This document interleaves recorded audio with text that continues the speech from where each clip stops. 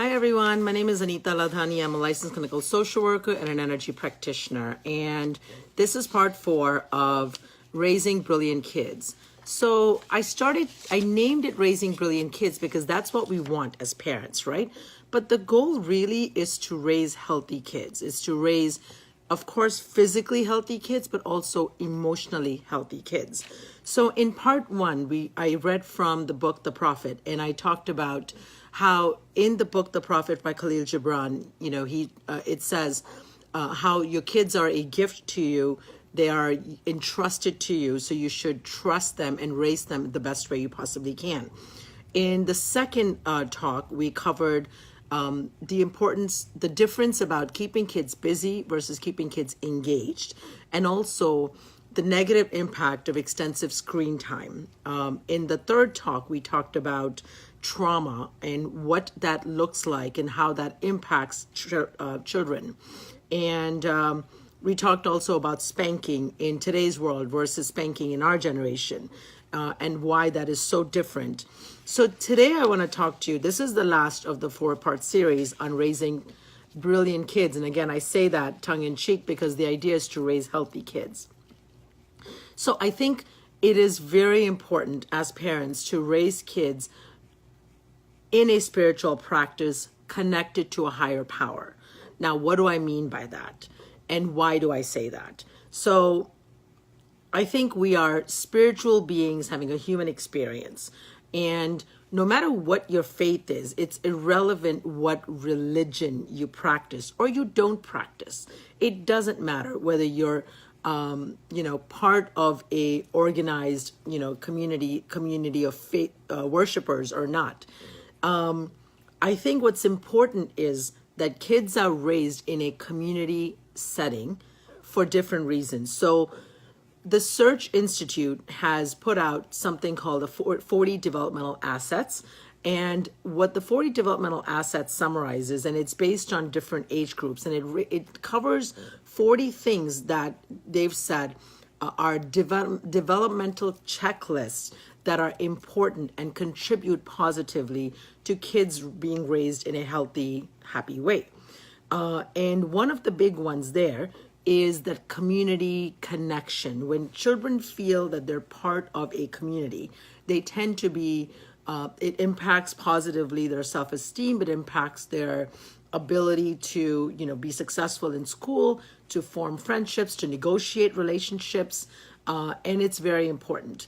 There was a recent study that I was reading that talked about when they looked at inner city kids and kids that are in the foster care system, kids who really don't have a lot of adults in their lives, and they're kind of getting shuffled from place to home.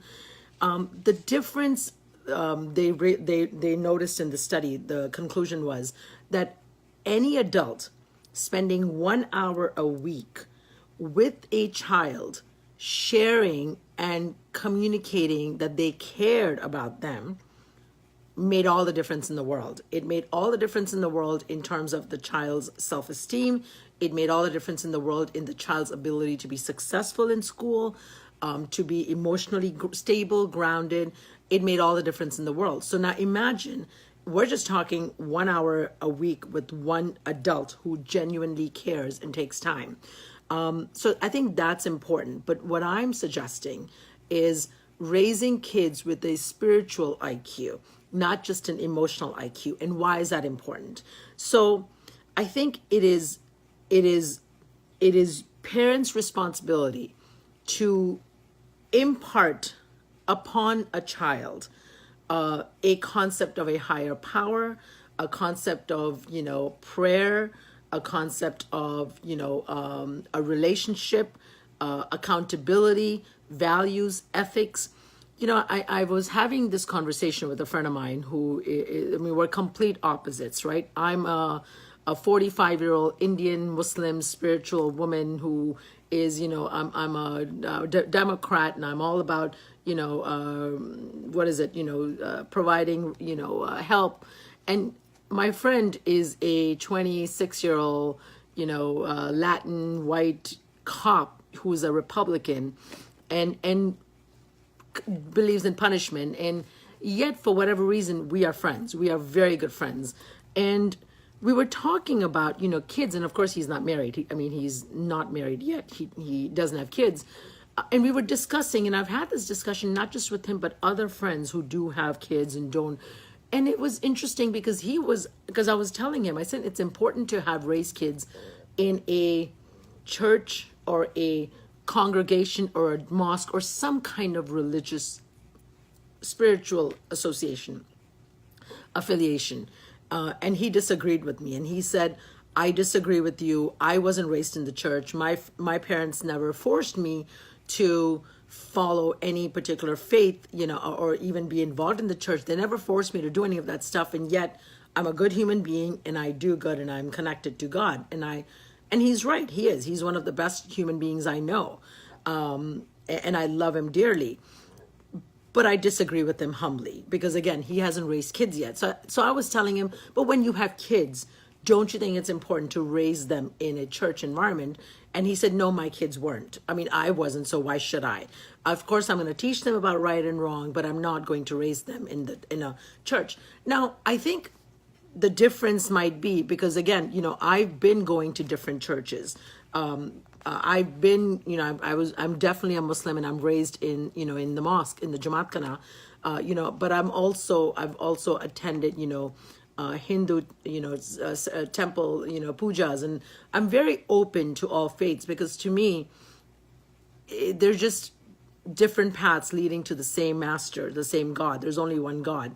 And so I don't get caught up in, what name you call God by. It's irrelevant to me. So that's why, what I'm finding is, and this is where I disagree, and this is where I really feel as a parent, having raised two kids, and as an adult now, doing the work that I do in the world, and looking at the state of the world, state of where people are in this day and age, I think what's missing, what's lacking is a spiritual connection with a higher power.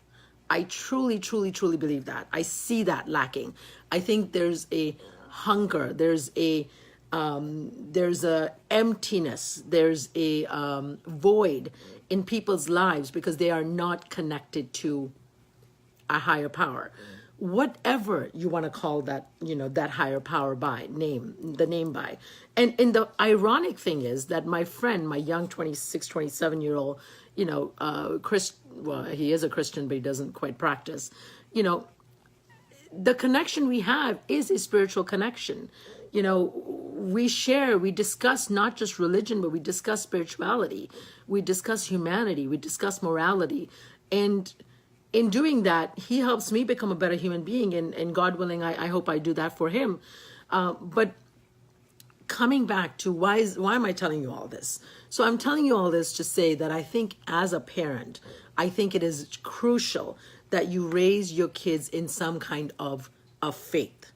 Now, whether you go to church every Sunday or mosque every Friday, I think that community piece is important. But I think that can be filled in other ways through schools and after school activities and, your social sort of club. But the faith part, maybe if as long as you have a home environment, like my friend was suggesting, where you raise kids being ethical and moral and have that connection to God, I think that should be okay. But I think for the community, I think there's a benefit and value that I have seen in raising my own kids in Jamaat Khana and then seeing kids raised in the church. I think that value is priceless. I don't think anything else can truly, replace that. I think, it's not politically correct to speak God.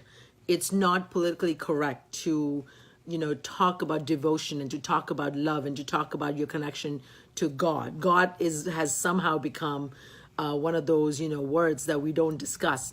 But I think that's so lacking because that's what it is, whatever you want to call it. You want to call it the Holy Spirit. You want to call it the energy of the universe. You want to call it the light. You want to call it the source. Irrelevant. You want to call it Jesus. You want to call it Allah. You want to call it Buddha. Whatever. It doesn't matter. It's the higher power. It's God. And so I think raising kids in a faith is crucial and it's important. Raising faith in a community is very important. So those are my first 2 points. My third point is spending time with children. I think it's crucial.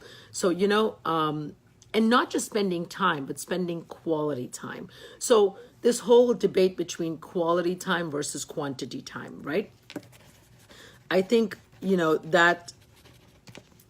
that's the age-long debate. And I'll tell you, I think both are important. And you can't just, I've seen parents who spend a lot of time around their kids, but it's not quality time. They're not engaged with their kids. They might be on their laptops doing something while the kids are watching TV or the kids are playing, but they're not interacting with the kids. Excuse me. I'm talking about time spent interacting, quality time spent interacting. People often ask me, to do talks about teenagers, right? And what I'll tell you is, what the foundation, the relationship you have with your kids when they are younger. And you get that by spending quality time, by having open and honest discussions. That's the relationship you build on so that by the time they're teenagers, you've got that to fall back on. So then the kids will then feel safe. We feel comfortable to come to you because you've invested in that. So not just quantity time, but quality time, and not just a little bit, but a lot of it. Like quality time is important for kids. And then, I want to talk about, at the end of the day, you are your children's role model. Your kids are watching everything that you're doing and you're exposing them to. So whether it's what are you watching on TV? What music are you choosing to listen to? Who are your friends? How do you speak to your friends? How are you carrying yourself? They're listening. How do you process, irritation? How do you process anger? How do you process disappointment? They're watching you and they're learning. You are their role models.